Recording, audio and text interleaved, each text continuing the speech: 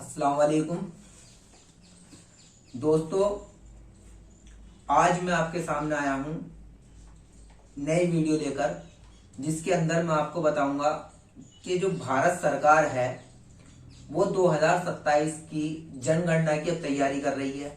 अभी आपने देखा, सबसे पहले एसआईआर लगा। एसआईआर पूरा कंप्लीट होने के बाद अब नई वोटर लिस्ट जुड़ी, तो उसकी फाइनल ड्राफ्ट लिस्ट आने के बाद आप ये ना सोचें कि यहाँ पे काम खत्म हो गया है।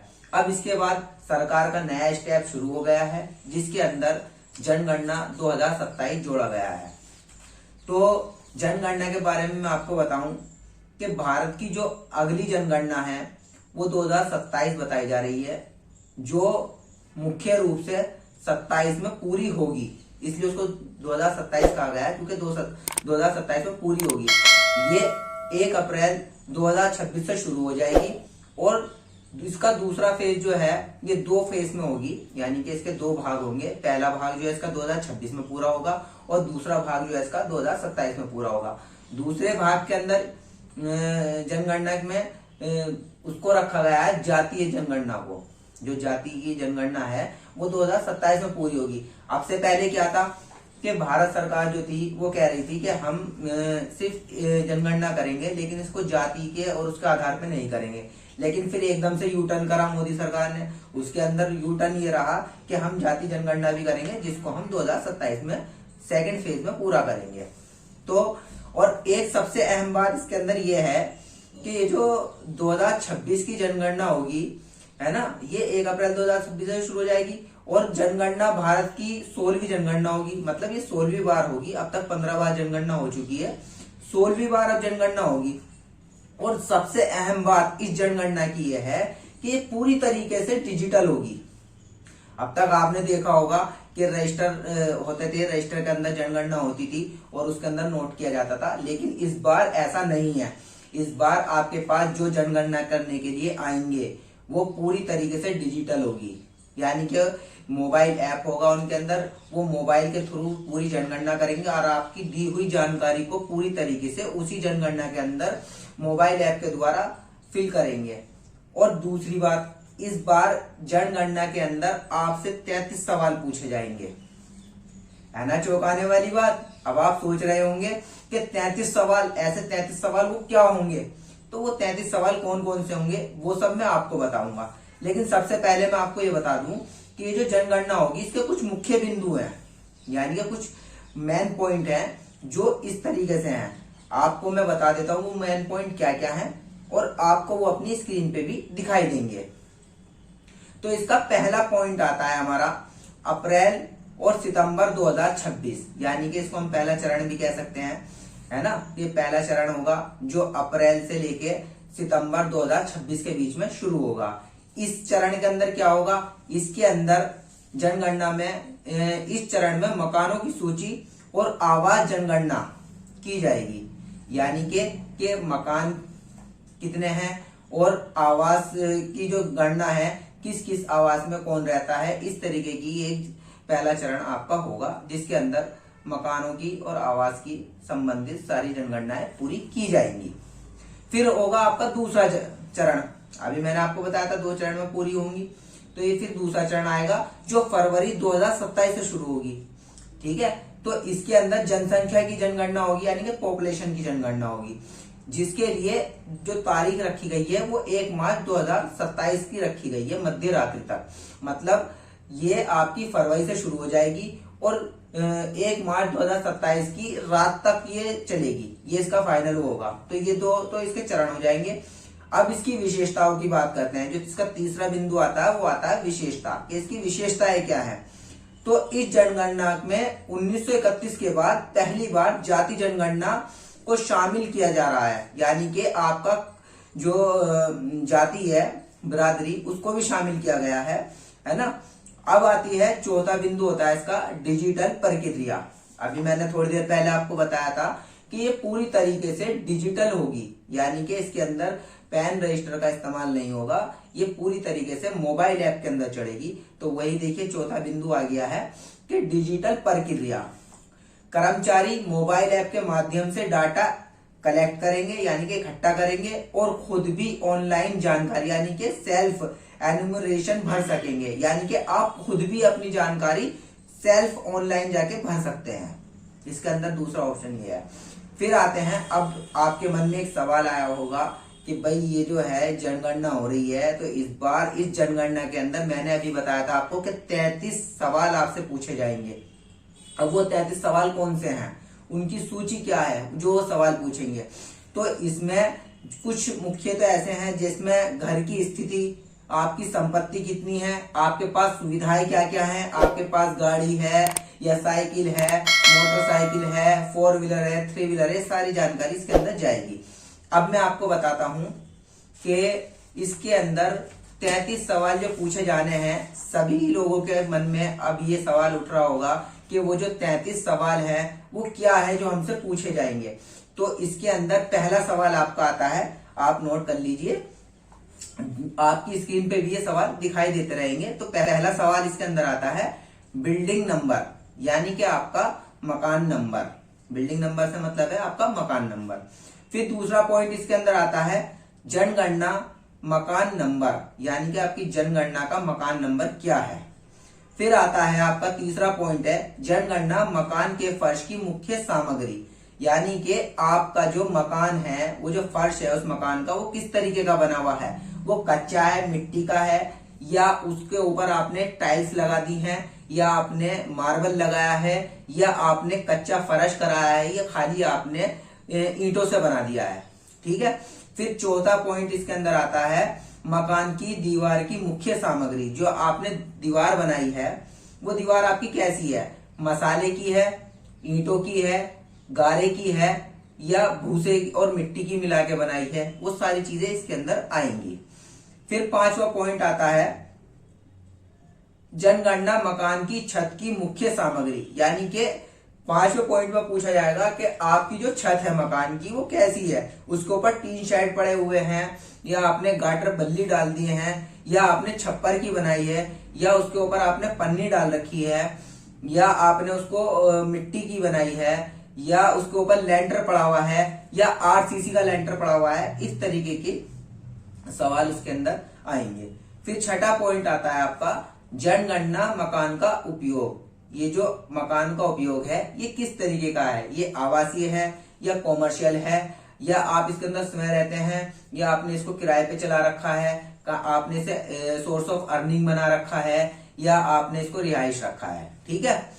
सातवां पॉइंट आता है जनगणना मकान की स्थिति, यानी कि आपका जो मकान है उसकी स्थिति कैसी है, वो मकान कच्चा बना हुआ है या पक्का बना हुआ है। फिर आता है आठवां पॉइंट आता है परिवार नंबर, यानी कि आपके परिवार के अंदर कितने व्यक्ति हैं। व्यक्ति से मतलब मेरा है कि कितने मेंबर ऑफ फैमिली, यानी कि आपकी फैमिली में कितने मेंबर्स हैं। फिर नवा पॉइंट आता है परिवार में सामान्य रूप से रहने वाले व्यक्तियों की कुल संख्या। अब जो मुख्य रूप से परिवार के अंदर रह रहे हैं वो कितने लोग हैं। फिर है परिवार के मुखिया का नाम, 10वां पॉइंट है परिवार के मुखिया का नाम, जो हेड ऑफ फैमिली है उसका नाम क्या है। 11वां आता है परिवार के मुखिया का लिंग, जो परिवार का हेड ऑफ फैमिली है, यानी कि जो मुखिया है परिवार का वो मेल है या फीमेल है। ठीक है। उसके बाद 12वां पॉइंट है आपका क्या परिवार का मुखिया अनुसूचित जाति / अनुसूचित जनजाति / अन्य से संबंधित है, यानी कि जो परिवार का मुखिया है वो पिछड़ी जाति से संबंधित है, या होता है ना अनुसूचित जाति या अनुसूचित जनजाति अन्य पिछड़ा वर्ग से है। एक तो पिछड़ी आ गई, एक हो गया अन्य पिछड़ा वर्ग, मतलब उससे भी ज्यादा पिछड़ी हुई। ठीक है।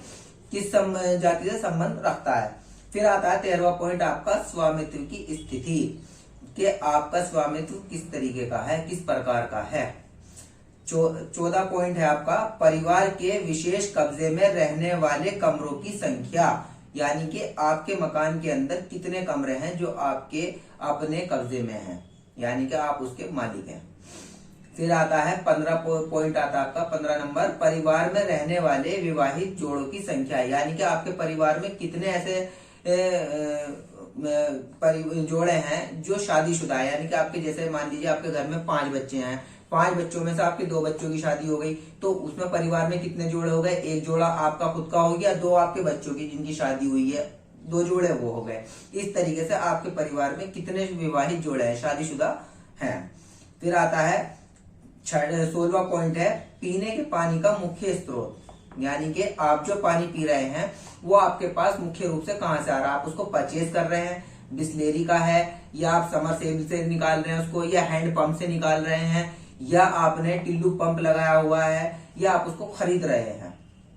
17वां आता है पीने के पानी के स्रोत की उपलब्धता। अब जो पीने का पानी तुम्हारे पास आ रहा है वो उपलब्ध कैसे हो रहा है तुम्हारे पास? फिर ये भी आपको उसके अंदर लिखना है कि आप उसको किस तरीके से हासिल कर रहे हैं।